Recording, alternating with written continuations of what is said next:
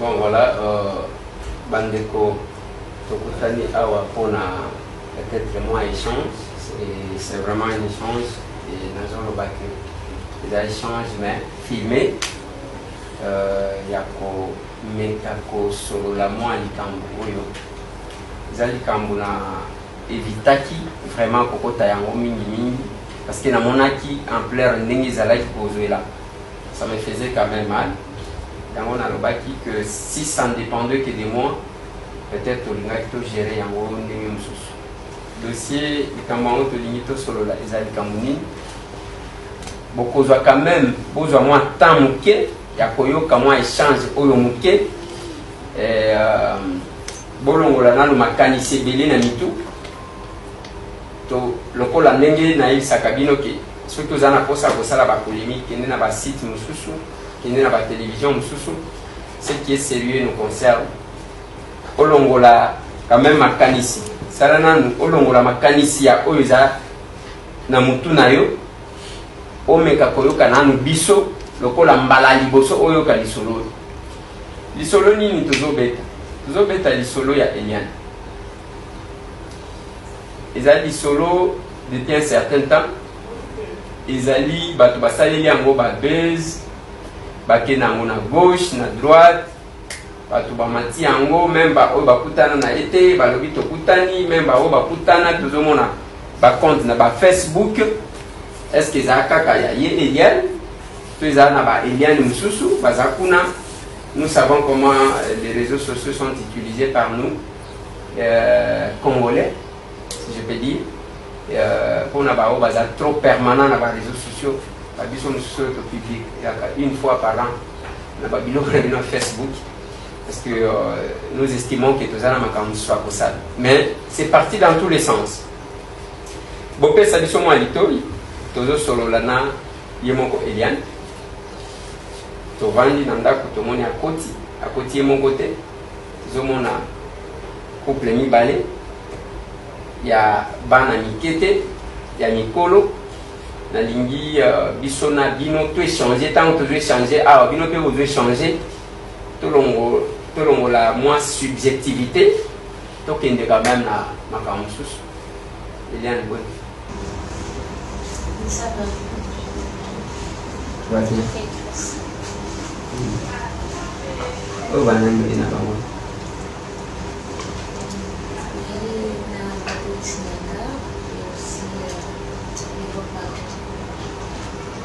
bien Naye na baboti nanga et aussi mes beaux-parents. Pas aux ana paqueté, le nyoloba aux alès, aux alès. Si le jour quand on a mon outima, ah paye nous pas gobanga zaketi. Oyena baboti na yo. Oui. Avec mes beaux-parents. Na lingala beaux-parents deni. Bino babokilo. Babokilo na yo. C'est-à-dire quoi, babokilo na yo? C'est-à-dire beaux-parents babokilo mobile. Mobile ouais. Je suis fiancée. Je suis une femme engagée. Je suis déjà fiancée. La preuve en est que je suis même accompagnée de mes beaux-parents qui sont là. Attends, Eliane, makambo nyonso oyo esali polémique na ba réseaux sociaux. Et nous lobby oza engagé parce que ils ont tous les sens ndenge ezoke. Lelo lobby oyina ba beaux-parents na yo. Oza fiancé. Ba fiancé lelo pas les quantième. Oza le 26 février 2020. Ba fiancé yo lobby. Non. Ma fiancée n'a le douté. Et c'était depuis l'année passée que mes beaux-parents sont venus à la maison avec une lettre de demande de mariage. Et c'est l'année passée que mon père a répondu avec la facture. Et normalement, en ce moment, je devais même être déjà mariée. C'était prévu que je sois mariée le samedi passé. C'est samedi qui vient d'être passé. Et malheureusement, on a rencontré cette faille, ce problème. Et voilà. Mais heureusement, ils sont là avec nous. Ils m'accompagnent et ils ne m'ont pas laissé. Donc, ceux qui n'avaient pas madame,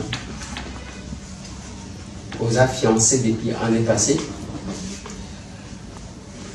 Ceux qui m'ont il y a des réseaux sociaux Bimaka. Mais les semaines passées au Balaki déjà, c'est ça. Oui. Et les lots, Baboti, Yamobali Nayo, Nde Batiki Yote, Ozana Bam. Exactement. Nazana Bam, même mobile na Ata mobile Nayo, Yemoko Pazal. Azaka na Kisasa. Non, avant Dakar était. Mais Baye, parce que c'était prévu, tout Banana, samedi, civilement et officiellement. Malgré ce qui s'est passé, ils ont quand même respecté leurs paroles. Ils sont là et ils ne m'ont pas abandonné. Même le conseil aussi est venu ici uniquement pour moi.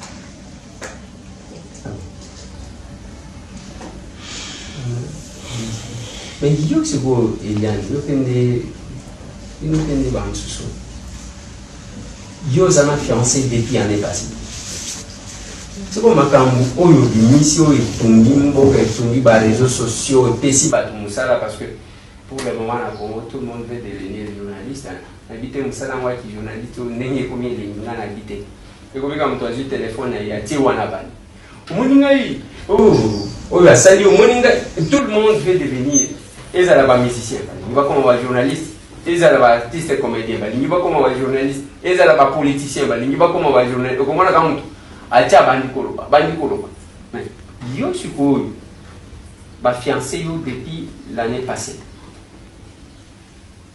Oyo mboka otumbi la kiangoni pendant qu'on y que yo makamuna yo ceci aux autres qui n'en Alors, je ne saurais pas entrer en détail parce que je suis en procès judiciaire, donc je me préserve un peu sur les réponses. Vous avez un procès, vous avez aussi retiré. Un retiré plainte. La plainte est toujours là et le procès est toujours en cours. Le procès judiciaire est toujours en cours. Non. Même tout ce qui se passe sur les réseaux sociaux là, je ne connais pas. Bon, Eliane, on a Zomona, on a un téléphone. Namona ka Eliane, moi, na évité ce qui n'a pas répondu à mitié en colonie pour que Namona la bilo wana. C'est là le ganano. Na Zomona ka Eliane Azoroba, Eliane Azoroba. Donc, et le gars Eliane à Facebook ils a gagné. C'est là un acte. Je n'ai même plus de téléphone. Je n'ai même plus de téléphone, je n'accède plus sur Internet, ça fait un bon moment. Depuis ma campagne de Bani, ça fait vraiment un bon moment que je ne suis plus sur les réseaux, je n'ai même pas de téléphone. Moi-même aussi, je suis surprise de voir des choses qu'on dit sur moi. Donc, au niveau de profil, publication, tout le monde a Facebook, les a été. Naïve en beauté, nous avons la surprise quand on me montre ça. Je suis vraiment surprise. Je dis, mais. La photo n'a rien je n'ai aucun compte. J'avais un compte. Depuis que le problème a commencé, je n'ai plus rien commenté là-dessus.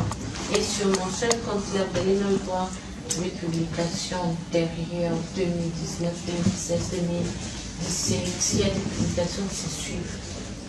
Mais sur tout le reste, je suis surprise. On prend mes photos, mes images que j'ai publiées là, commencer à en créer des pages de compte de mon nom juste pour me discréditer. Ce qui n'est pas bien, je ne reconnais pas et je n'ai même pas laissé retirer ma plainte. Je suis en procès judiciaire. Voilà. Je n'ai conversé avec personne. Je suis en procès judiciaire. Donc, on peut retenir que nous sommes que au retirer plainte, au Yokani, les ailes de Lokuta, c'est ça? Les ailes de Lokuta, c'est fondé. Les ailes, au fait, il y a le Lokuta, ce n'est pas fondé à l'Echtir. Les ailes de Lokuta, je ne connais pas ses comptes, je n'ai jamais déclaré quelque chose sur Facebook. Depuis que tout ça est sorti, je n'ai jamais fait quelque chose sur Facebook, ni dans les réseaux sociaux, je ne connais pas. Ok. Mais, Eliane, il y a que apparemment, vous avez moi, je suis à côté de ça. Vous avez combiner ça un pasteur. Ils ont été dans tous les sens. Ah ouais, vous avez dit que au long de la pas Kabundu Alessa dans la ville où il y a un problème, il y a un pasteur et il bébé. Si vous au long de la Kamuna, pour que ne pas coller, vous avez que il y a un azul kabadeux, il y a un azul salani. Ok, vous savez, il n'est pas Wallis. Déjà, je ne suis pas une fille à problème.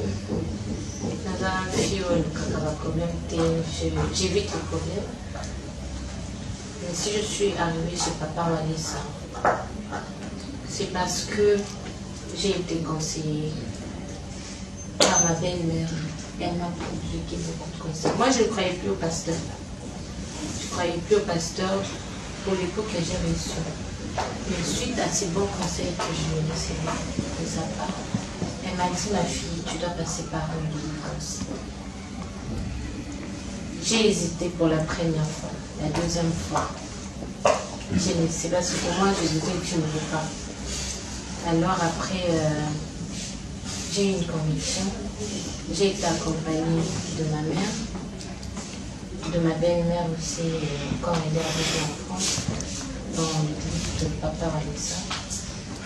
Mais je ne l'avais pas vue là. Alors du coup, moi je suis fière d'être passée par là. J'ai reçu ma délivrance et mes soutiens en prière, ça m'aide vraiment beaucoup. Ça m'aide vraiment beaucoup ces prières. Je suis vraiment reconnaissant. Ce n'est pas que je suis venue pour des problèmes. Non, je suis venue pour sauver le monde. Je suis venue pour être délivrée. Je suis venue pour ça. Chez Papa Walissa. Donc, ce qui n'a parce que là, on a dit comment Makamuna, il n'y a pas pasteur, il n'y a pas politicien. Il a dit quand même manqué parce que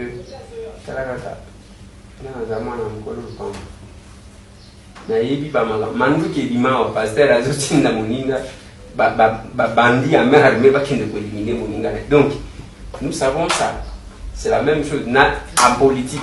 Tous en a créateur ya ba suicidaire na makambo ya nzambe la même chose. Mais en quittant tangu ngai tangu na monio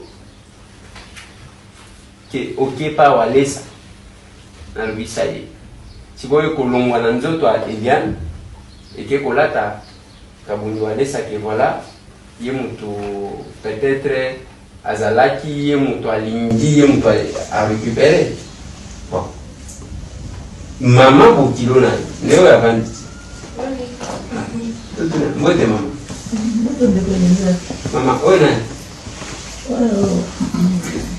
fiancé moi na mobali. Comment mwana Ben. Ben. Ben. Ben. Oui. Ben nazala kwa. Poto. Poto kako ya malido. Oh. Ye bino boyebi ke aza fiancé na ndenge nini. Bino ne bolingelaki ye mwasi ou bien yenda lingaki mwasi aye ko présenter bino mwasi. Bon. Biso toyebi Eliane te. Alors tozalaki na papa na France. Mwana ayebisi biso ke ezalaki akomaki na période ya s'engager. Alors ayebisi biso ke naza na fille moko lera ayaki vacances awa bakutanaka na ye batikalaki bani bazosolola tout ça en attendant à étudier aye bazala vraiment bayebana bien nde tokei na papa mwana ayebisi biso ke naza na fille moko nazolinga ye makasi nakopresente bino fille wana après abimisi bafoto na ye alakisi biso mpe tosepelaki na mwana mwasi après directement abengi mwana mwasi na présence na biso tosololi na ye nde ngai na papa tozwi abien toye na Kinshasa tokei na famille ya mwana mwasi tokuti mama na ye na papa na ye premier jour tokendeli kuna papa na ye na mama na ye bao wapi papa Daf na mama Rachel bao bafandi na mwana mwasi ezalaki année passée na juin nde tokei epa na bango naza mpe na bafoto jour tokendaki epa na bango alors comme ça va alors tokei epa bamwasi tosololi na bango après tokei ngai na voyage naye kozonga dans 2 semaines ozonga nazongaki nde papa asengaki biso alobi tokosola makambo na monoko te tosala lettre ya demande de fiançailles nde papa asali lettre naye na lettre naye kopesa babote ya mwasi barecevoir ngai na bandeko nanga baleki na nga na famille na ye tolie na fufu ale bango mpe baye kozwa kopesa nga. Excusez maman avant de continuer. Vous avez mon loup? Oui, nous avons mon loup.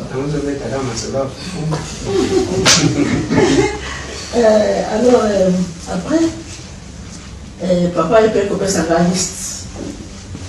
Il y a une liste avec papa. Donc, comme pour ça, le programme de mariage. Mariage, normalement, il y a quelques cas samedi passé. Donc, nous sommes déjà habillés.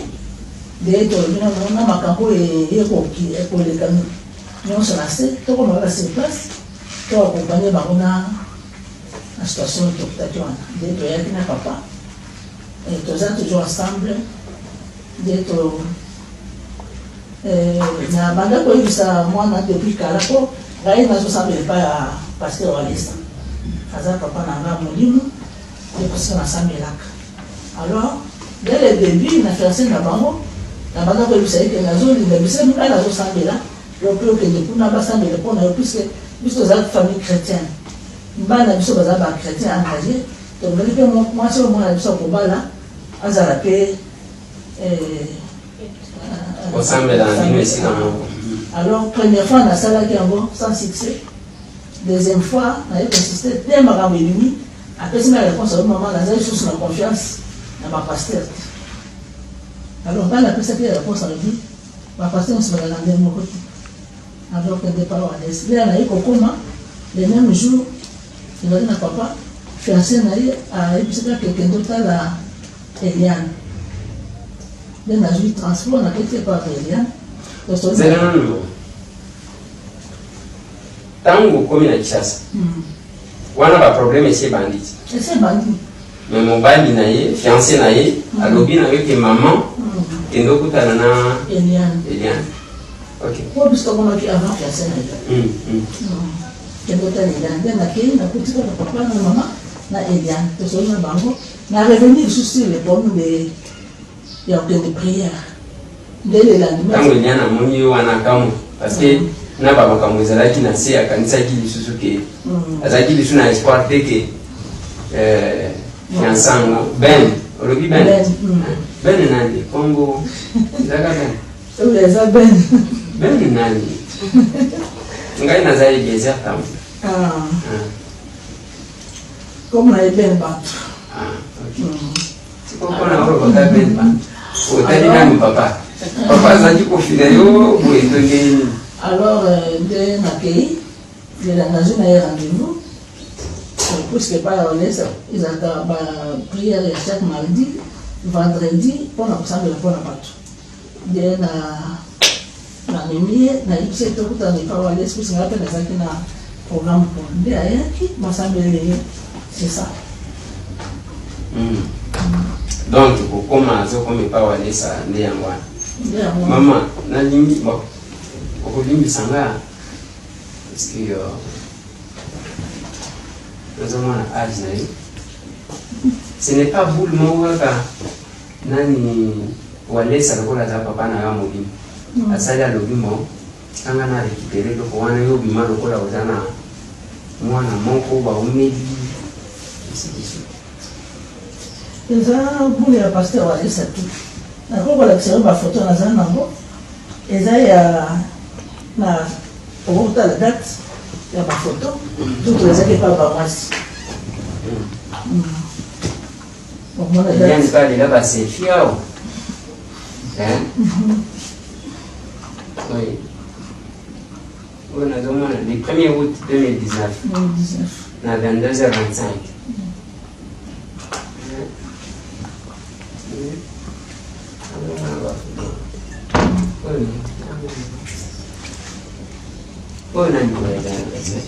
On a dit que moi si maman Brigitte. Ok, le bon maman. Et ah mon bébé. Eliane so azobeta baba selfie. Awande bonzoga fufu. Wana utozoga fufu.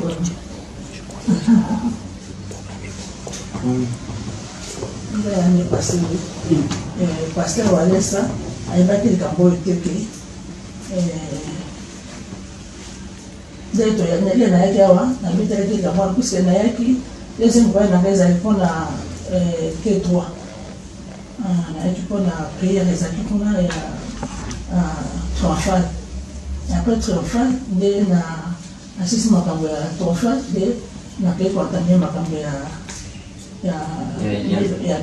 Eliane puisque après triomphal parce que avoyaki na ye après bapri ya makasi avoyaka ke kopema alors na kozonga nanga moto oyo nasolaki likambo na ye aza papa para oyo toza na ye awa na papa junior aza basali aza ye bayebi likambo wana mais wadesa ayebaki yango te ke voilà onaoza bo mais na andeo ya makambo oyo wadesa aza te puis tel que je connais mon passé apoko influence nga asali likambo wana te natuni mituna wana eza kwamba te mama papa wazani loka wakati yo nde papa ya bende Gande papa ya bende yo mpe osambelaka epa walesa naza epa walesa walesa aza motu moko nayebi ye depuis mbujima yo na ndenge toye awa mpe toye kondima kosambela epa na ye donc aza papa na biso ya molimo tosepelaka na mosala na ye asalaka justement ke nzambe azosala kati na ye yango kutu ndenge mama otoloba ebisaki mwana biso Eliane te na makambo nyonso eleki ye vo azalaka akende epa na ye mpona kosambela kozwa délivrance même mobali na ye ndenge mama alobaki alekea mama alobaki ke mobali ya Eliane alobaki ke aleka soki aye awa aleka komona Eliane eza kaka recommandation kaka moko wana bana ye mpe alobaki yebisa ye aleka déjà asolaki na ye moko mwana mwasi nde ayebisa mpe mama ke boyebisa ye aleka epa walesa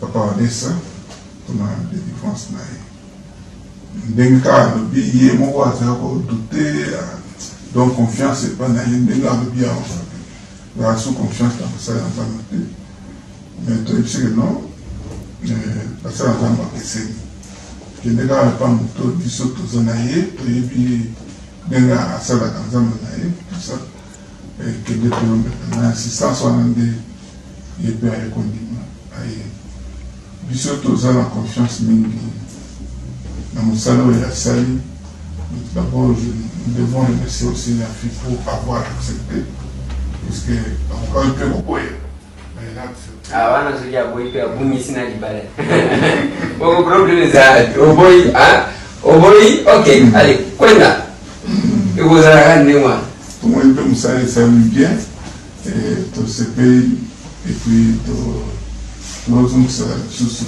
merci pas pour aller ça na on dit nous ça Eliane c'est quoi ton rôle que tu as en face à Eliane délivré Vous êtes en face d'Hélène délivrée. Ce qui est bien délivré, il fallait que tu t'approches de ce qui va délivrer, il peut délivrer. La justice. C'est la justice. Ah. Ok. Eh bien, là, nous avons la place parce que les autres salariés vont répondre. Ils ont un fiancé. Pas ma cambo, il y a pour bimiter dans le nid. Et d'ailleurs, bateau et belé. Depuis que ma cambo est dit, les gens font allusion à deux choses. Il y a l'iboso, zaki accueil, aux autres canzela poto, aucun des poto. Mais je suis surpris que fiancé n'a eu un opé avant la canapoto. Donc, aux acquis, déjà dans nzela ya poto, il y a sûr, il y a des gens qui bobalani, au kamati nzela au keiti. Deuxième élément, c'est que,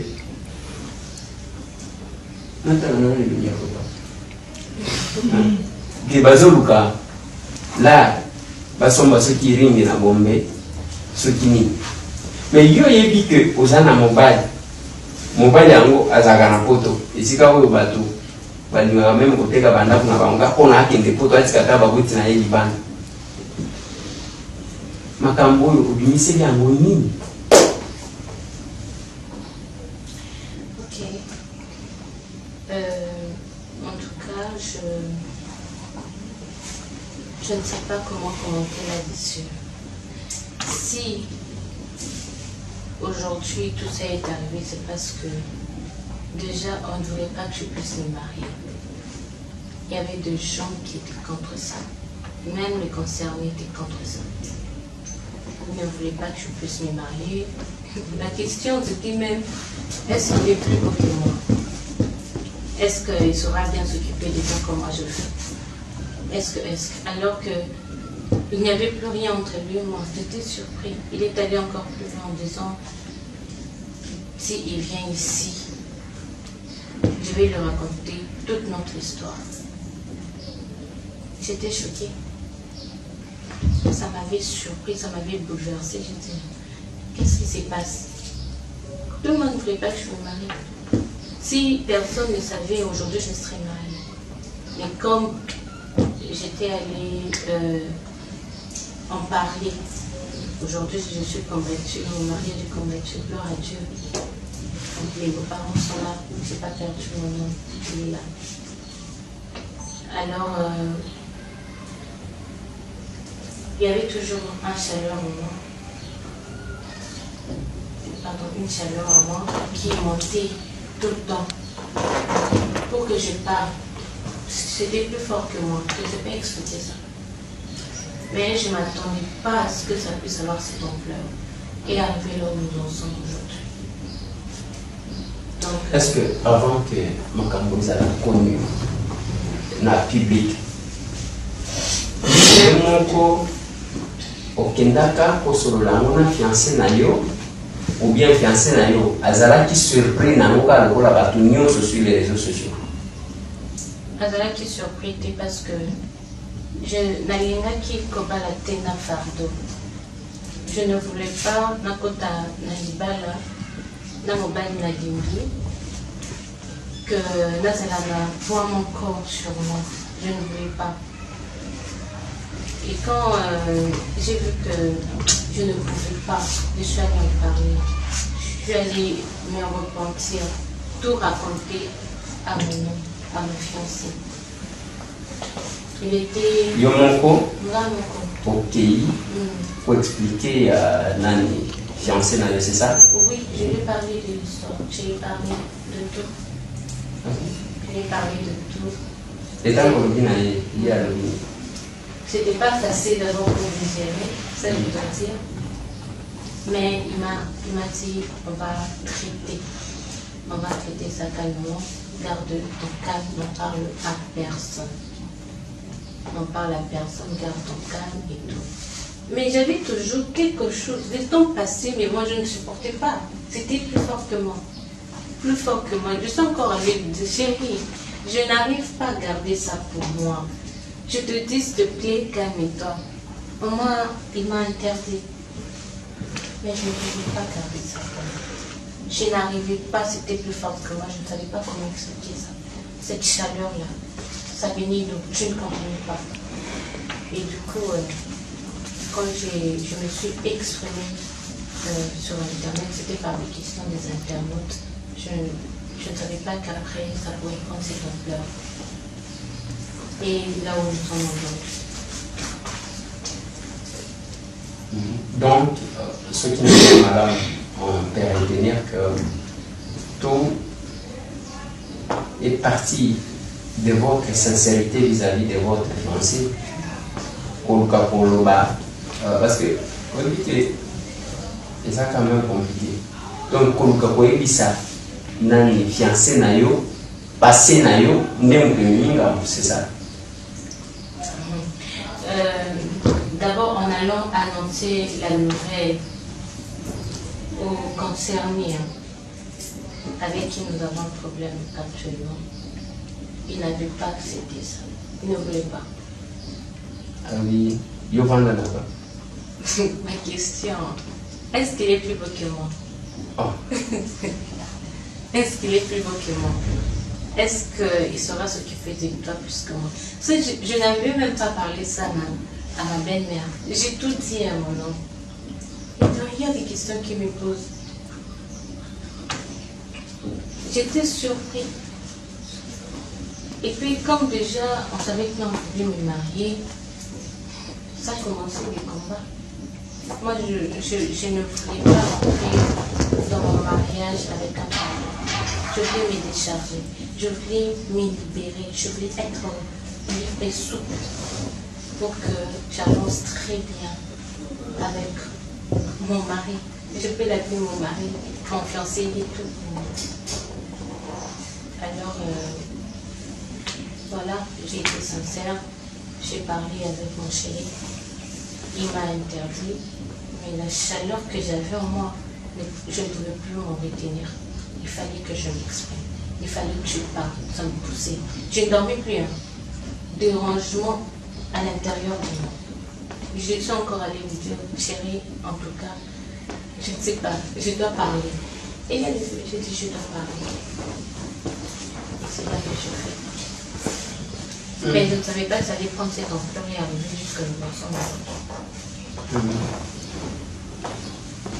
Ça quand même, c'est parce que pendant que je suis dès que je t'aime chérie, après retourner. Est-ce que vous avez dit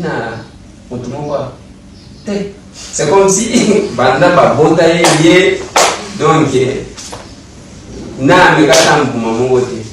C'est quand même compliqué. Mais ceux qui ont eu ça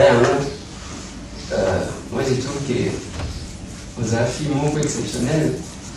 C'est pas facile à moi c'est pour ma fiancée n'a été bon mon ding j'entretenais une relation telle dans mon tour. Et puis je dois encore féliciter aussi fiancée naïe parce que voilà mon beaucoup de d'abord bambata et puis ce qui va donc pas tout et donc en réalité ils sont attendus elle mon on doit ligner vérité elle mon on doit ligner vérité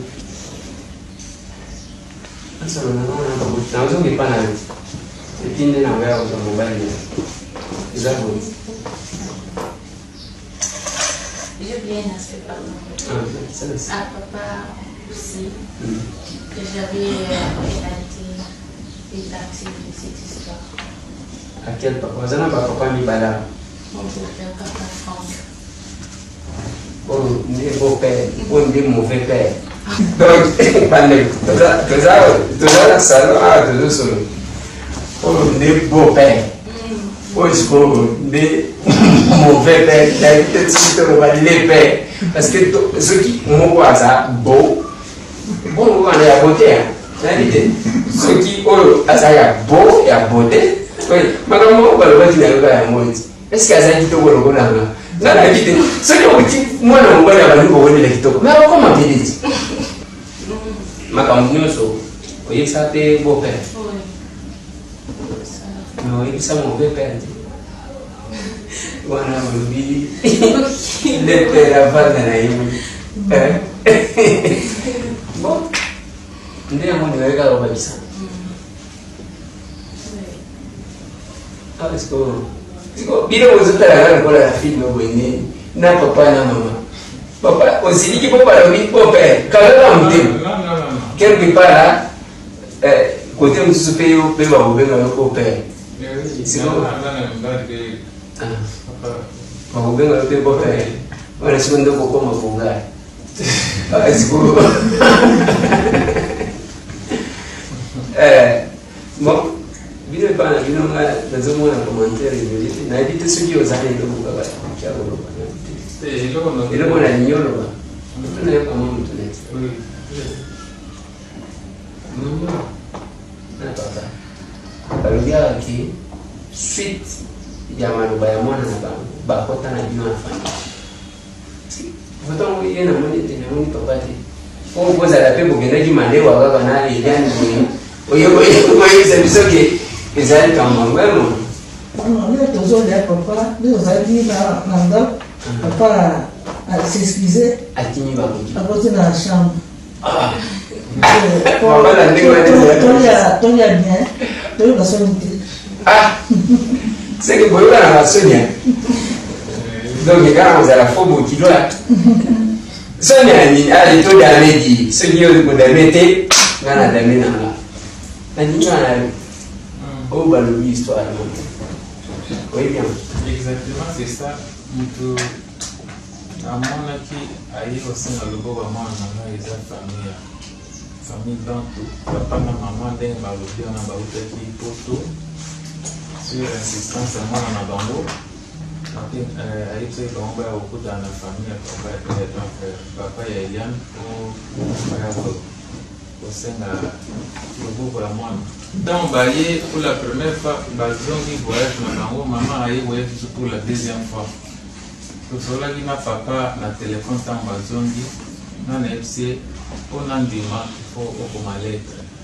ezala na telefone te ezala officiellement lettre comme ça nde naoyebaki makambo bozoloba eza ya siri nde yango ntango mama aye ozonga pour la deuxième fois ayaki na nini ya convention ya triomphale nde amemeninga mokanda yango anga mpe nasalaki effort na répondre bana kozalaki makambo yango oyo osalema ndenge bapesaki programme na mois de février malheureusement makambo oyo nyonso ye opreserve programme yonde peut-être osalisi makambo nyonso papa po bino bapapa mosusu oyo bamauvais père ere moko kozala lokola kozala na kindoki ya koloba bana na bino moko peut-être ke osengaki bango facture ya koleka depuis bakendaki opompe otie siko liste bozomelanga ngombe 23 bozomelanga boyeboye bato bakei libe aforce ya koumela makambo ye kobima ekozala ke yo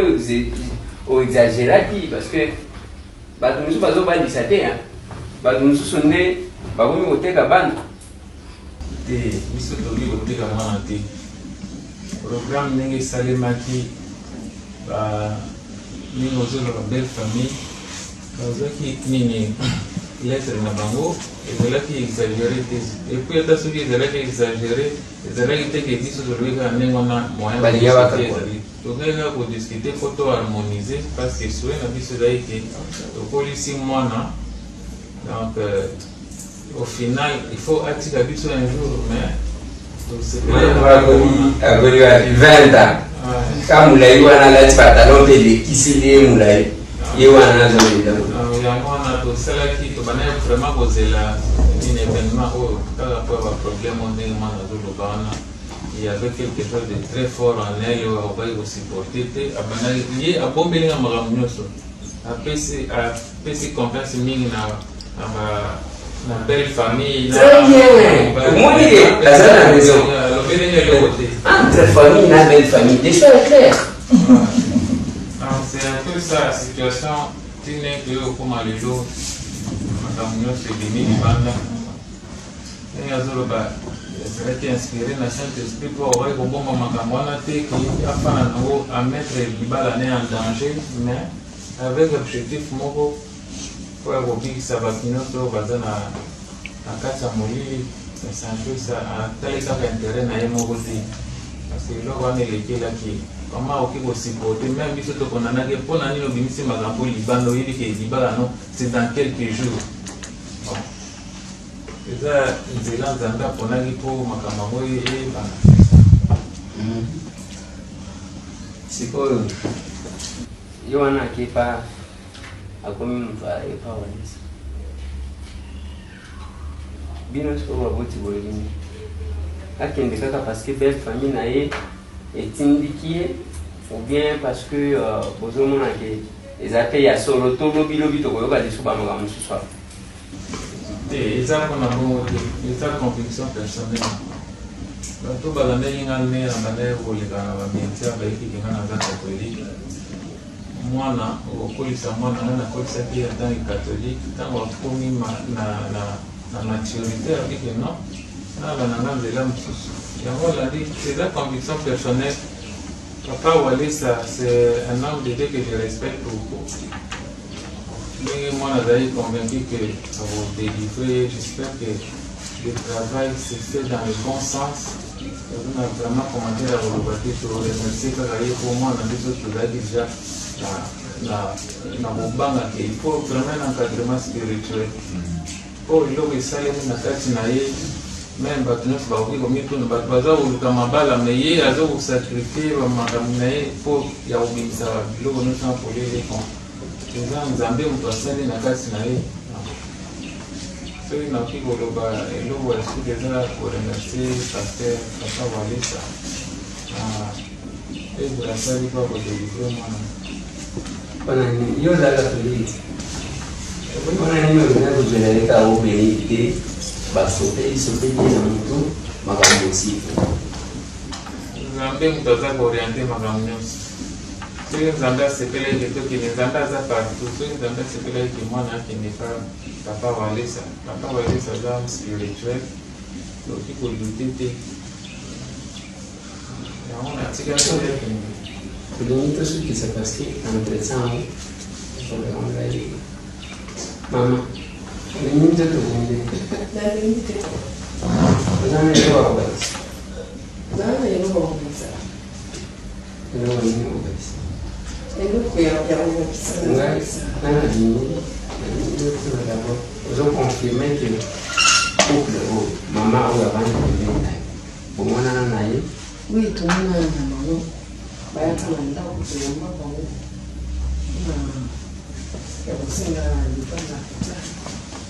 baye basengi libala apres siko komi kobeta kano makambo ya liane yo ntango sikoyo otyango mbala liboso olobi nini mbala liboso elo ya ye makambo nde mwana na ya liboso donc aza master na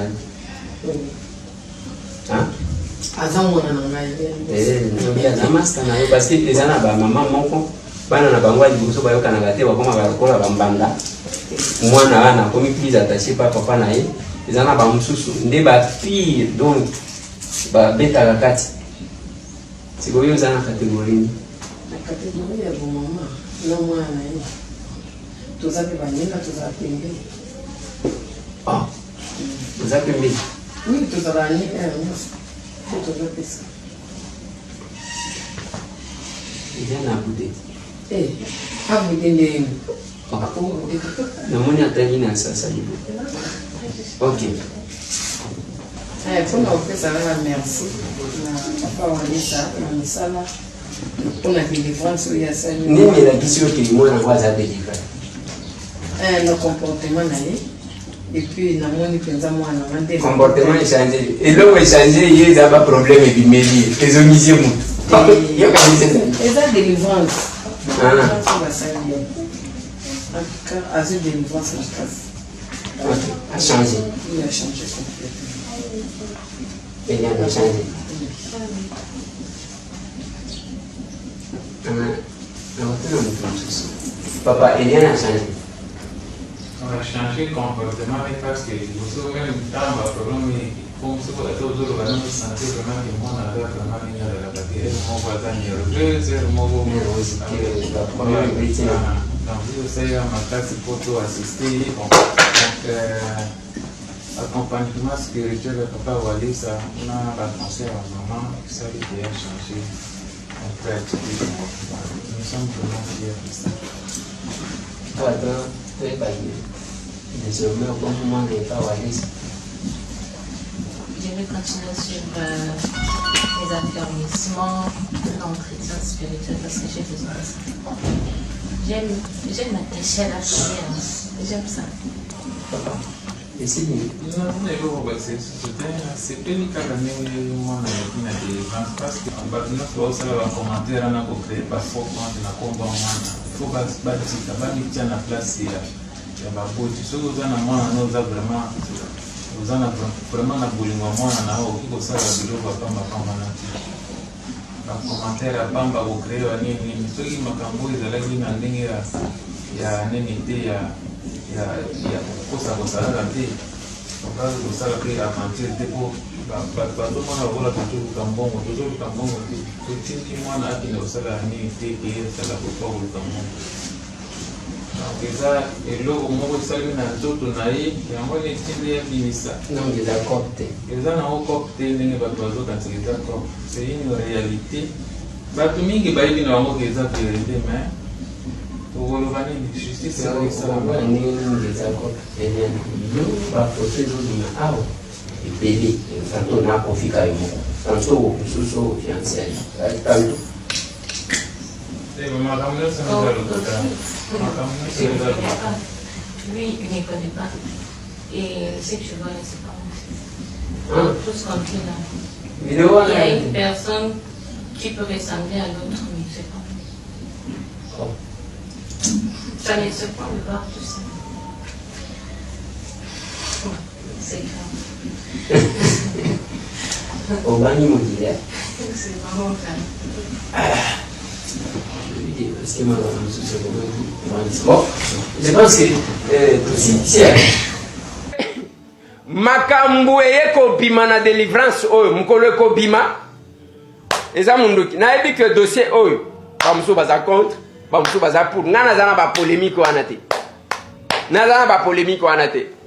mais makambo eko bima na délivrance oyo mukolo eko bimaka soki baoyo badelivraki ye bakobomba ngo libela te nayebi munduki oyo ekobeta te ekozala kamata mukolo kamata mwana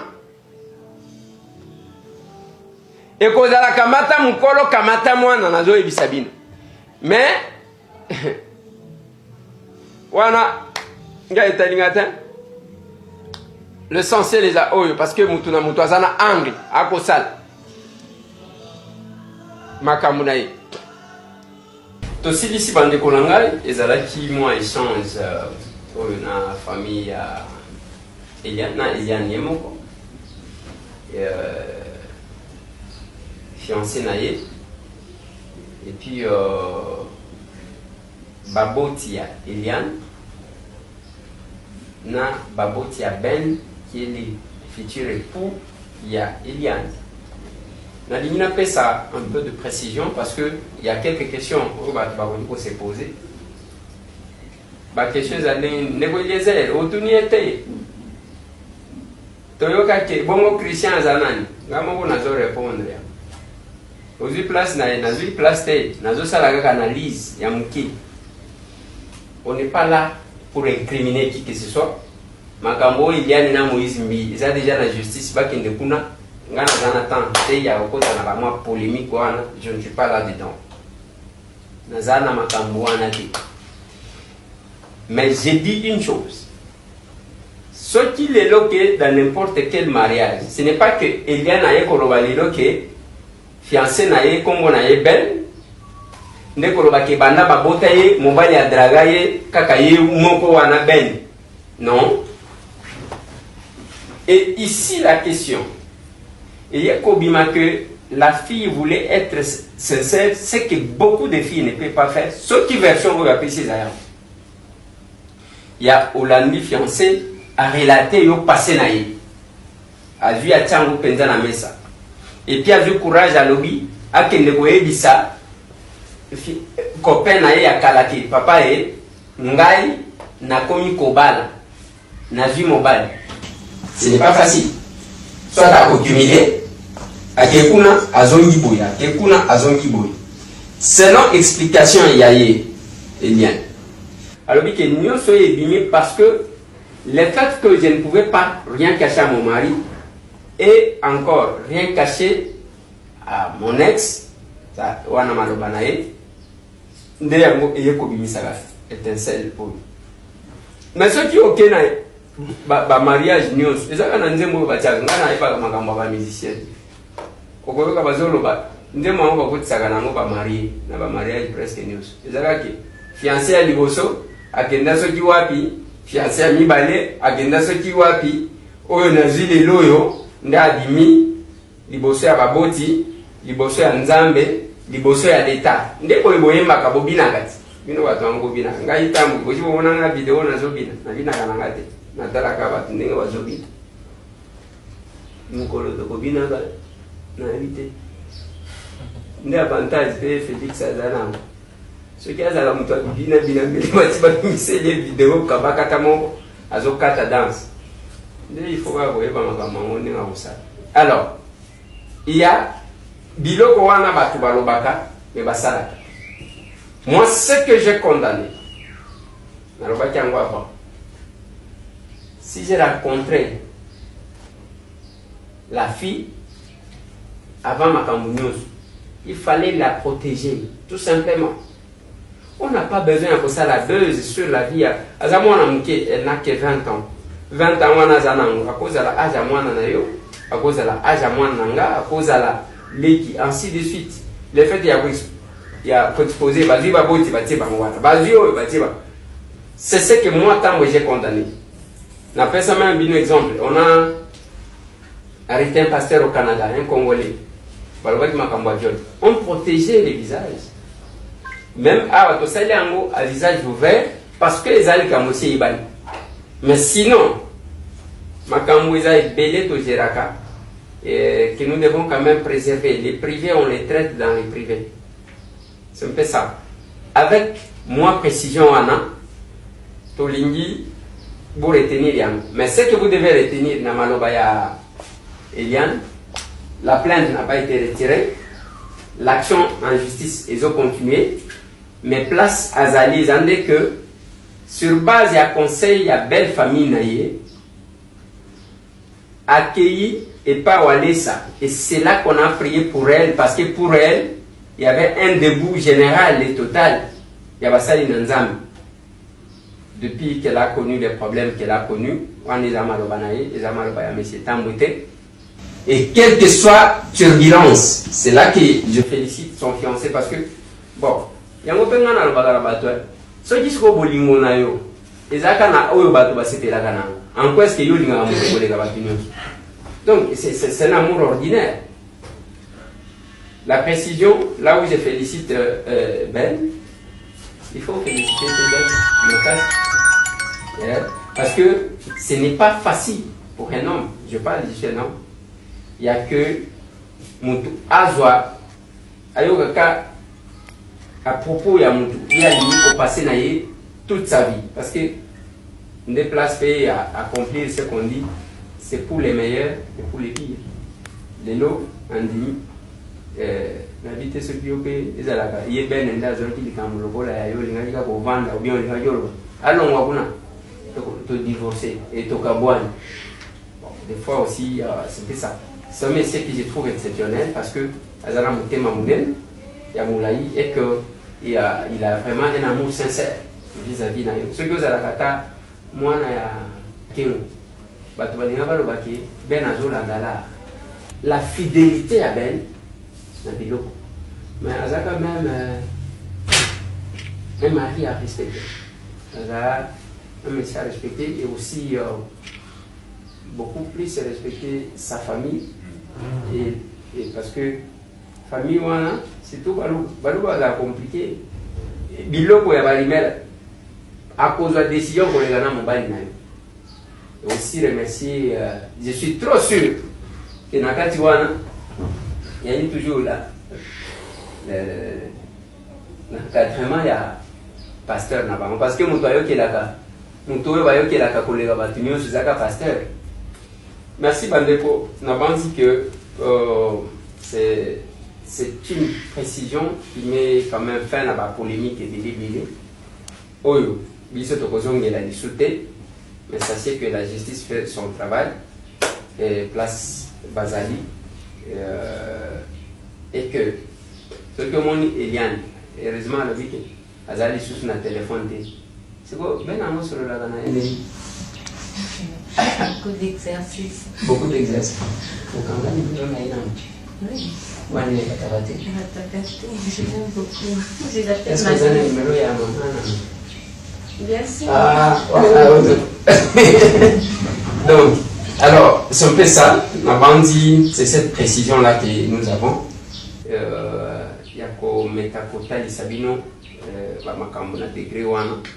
C'est pour vous dire que il y a des gens qui estimaient que Eliane a une pétasse sur laquelle tout le monde qui a envie de venir marcher retenait qu'il y a son fiancé qui s'appelle M. Ben.